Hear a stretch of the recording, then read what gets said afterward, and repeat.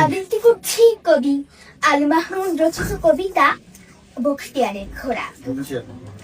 মাঝে মাঝে হৃদয় যুদ্ধের জন্য হাহাকার করে ওঠে, মনে হয় রক্তই সমাধান, বারুদি অন্তিম তৃপ্তি। আমি তখন স্বপ্নের ভেতর জেহাদ জেহাদ বলে জেগে উঠি।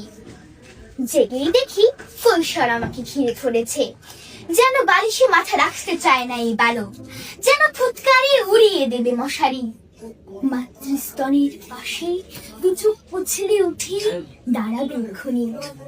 বাইরে তার ঘোর অস্থির, বাতাসে কিশোর কাঁপছে, আর সময়ের গতির উপর লাফিয়ে উঠেছে সে।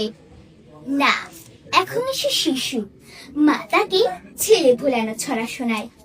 পরে বালিশে মাথা রাখো তো বেটা, শোনো বখতিয়ারের ঘোড়া আসছে, আসছে আমাদের 17 সোয়ারি, হাতে নাঙ্গা তলোয়ার।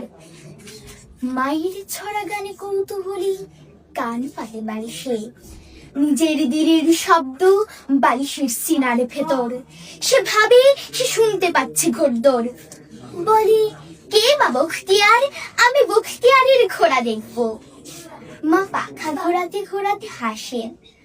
আল্লাহর সেপাই তিনি, দুঃখীদের রাজা, যেখানে আজান দিতে ভয় পান মুমিনেরা এবং মানুষ করে মানুষের পূজা, সেখানেই আসে তিনি।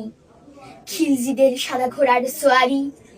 দেখো দেখো জালিম পাড়ায় খিড়কি দিয়ে, দেখো দেখো। মায়ের কেচ্ছায় ঘুমিয়ে পড়ে বালক, তুলোর ভেতর অশ্বখুরের শব্দে স্বপ্ন তার নিশে নোড়ায়। কোথায় সে বালক? আজ আবার হৃদয়ে কে বলে যুদ্ধের দামামা, মনে হয় রক্তই ফয়সালা, বারুদি বিচারক আর স্বপ্নের ভেতর জেহাদ জেহাদ বলে জেগে ওঠা। ধন্যবাদ। পুরো ভিডিও করছো?